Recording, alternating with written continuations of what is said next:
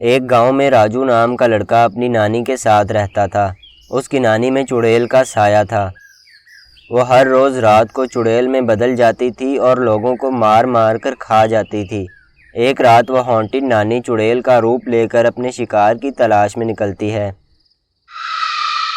आज तो बहुत भूख लगी है, बस जल्दी से कोई इंसान मिल जाए, उसे कच्चा खा जाऊंगी मैं। और तभी उसे एक बच्चा दिखाई देता है जो फुटबॉल के साथ खेल रहा होता है। बच्चा देखकर चुड़ैल उस बच्चे की तरफ बढ़ती है। मज़ा ही आ गया, आज तो ताज़ा ताज़ा इंसान खाने को मिल गया। लेकिन जैसे ही वो बच्चे के पास पहुंचती है, वहां गांव वाले आ जाते हैं और चुड़ैल पर लाठी डंडों की बरसात कर देते हैं।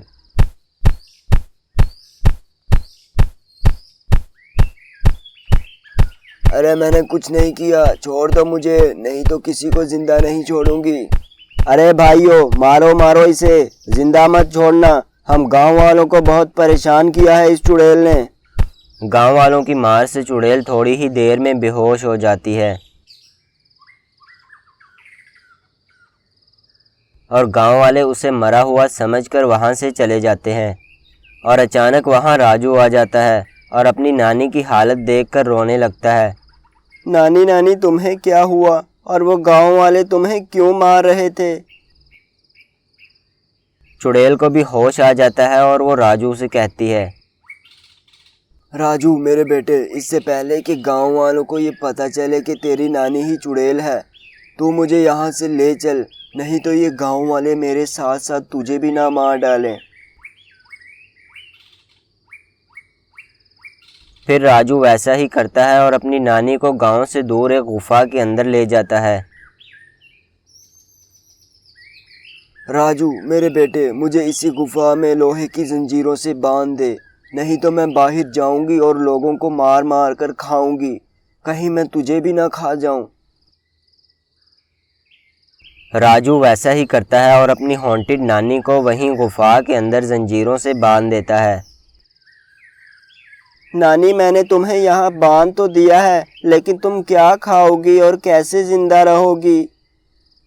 राजू मेरे बेटे, मेरे अंदर जो चुड़ैल है वो इंसानों का मांस खाए बगैर ज़्यादा देर तक जिंदा नहीं रह पाएगी, लेकिन मेरे ज़िंदा रहने के लिए तो सिर्फ एक रोटी ही काफ़ी होगी। तू मेरे लिए रोज़ एक रोटी ले आया करना। ठीक है नानी, लेकिन एक बात तो बताओ, तुम्हारा ये हाल कैसे हुआ? राजू बेटा, अभी तू बहुत छोटा है, जब तू बड़ा हो जाएगा तो मैं खुद तुझे सारी बात बता दूंगी।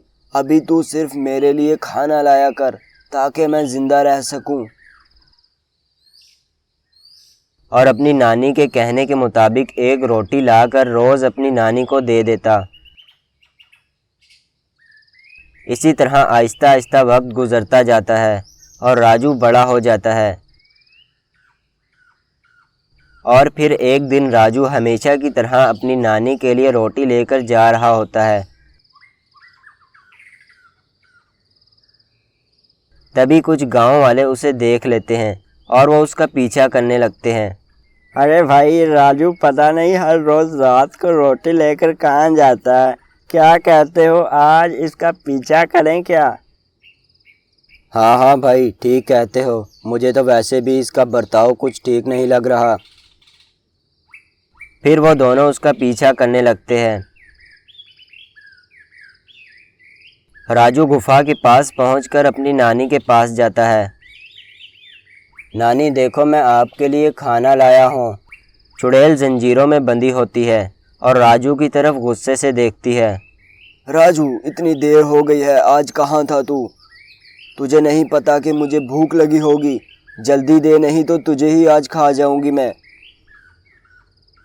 फिर राजू अपनी नानी को वो रोटी दे देता है।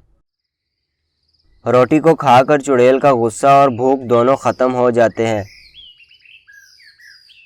उधर गुफा के बाहर खड़े हुए गांव वाले राजू और चुड़ैल को देख रहे होते हैं और उनकी सारी बातें सुन लेते हैं।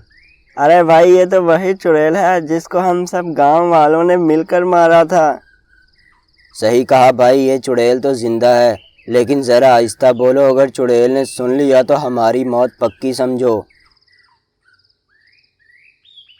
नानी, अब तो इतना वक्त गुजर गया है और मैं बड़ा भी हो गया हूँ। अब तो बता दो कि आखिर तुम्हारा ये हाल किया किसने? तुम आखिर चुड़ैल कैसे बनी? सही कह रहा है तू राजू बेटा, अब तू बड़ा हो गया है। अब मैं तुझे सारी बात बताऊंगी और आज मेरा आखिरी दिन होगा, क्योंकि मैं बस तेरे बड़े होने का ही इंतज़ार कर रही थी। उसके बाद राजू की नानी राजू को अपनी चुड़ैल बनने की सारी कहानी सुनाती है। राजू बेटा, मेरी ये हालत मेरे ही लालच ने की थी। एक बार मैं जंगल से गुजर रही थी, तभी मुझे एक कुएं के पास एक सोने का सिक्का पड़ा हुआ मिला और मैंने उस सिक्के को उठा लिया।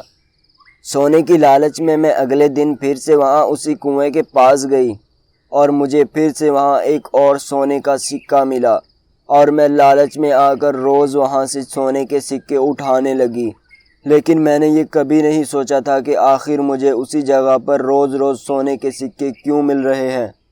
और फिर क्या हुआ था नानी? आखिर वो सोने के सिक्के कहाँ से आ रहे थे? बेटा, वो सिक्के वहाँ एक खौफनाक चुड़ैल रखती थी। वो उसी कुएं के अंदर रहती थी। वो मुझे लालच में डालकर मेरे जिस्म पर कब्ज़ा करना चाहती थी ताकि वो गांव में घुस जाए और लोगों को मार मार कर आसानी से खा सके। और वो उसमें कामयाब भी हो गई और वो रात को मेरे जिस्म में घुस जाती थी और आसानी से गांव के लोगों को मार मार कर खाया करती थी। राजू बेटा, अब मैं और ज़्यादा ज़िंदा नहीं रहना चाहती, क्योंकि मैं नहीं चाहती कि मेरी वजह से गांव के लोग फिर से मुसीबत में फंसें। इसीलिए बेटा, तू मुझे जला दे ताकि ये चुड़ैल भी मेरे साथ ही जलकर ख़त्म हो जाए और गांव वालों की जान हमेशा हमेशा के लिए इस चुड़ैल से बच जाए। नहीं नानी, मैं ऐसा नहीं कर सकता। भला मैं अपने हाथों से अपनी नानी को कैसे जला सकता हूँ? राजू नहीं मानता और फिर देखते ही देखते उसकी नानी पर दोबारा से चुड़ैल का साया आने लगता है। राजू बेटा, मान जा, मुझे आग लगा दे और तू यहाँ से भाग जा। इसी में तेरी और बाकी सब गांव वालों की भलाई है। और फिर कुछ देर के बाद राजू की नानी दोबारा चुड़ैल बन जाती है और ज़ोर ज़ोर से चिल्लाने लगती है। राजू जल्दी से रोते हुए एक मशाल से गुफा में आग लगा देता है और जैसे ही गुफा से बाहर निकलता है उसे वो गांव वाले मिल जाते हैं और वो गांव वाले राजू से कहते हैं, हमने सब सुन लिया है राजू भाई, तुम्हारी नानी और तुम दोनों बहुत बहादुर हो। नानी ने सब गांव वालों की जान बचाने के लिए अपनी जान दे दी। तुम फिक्र मत करो राजू भाई, हम सब तुम्हारे साथ हैं। इस तरह राजू और नानी मिलकर बहादुरी से सब गांव वालों की जान बचा लेते हैं। तो दोस्तों, आपको ये कहानी कैसी लगी? और भी मज़ेदार कहानियाँ देखने के लिए हमारे चैनल को सब्सक्राइब कीजिए।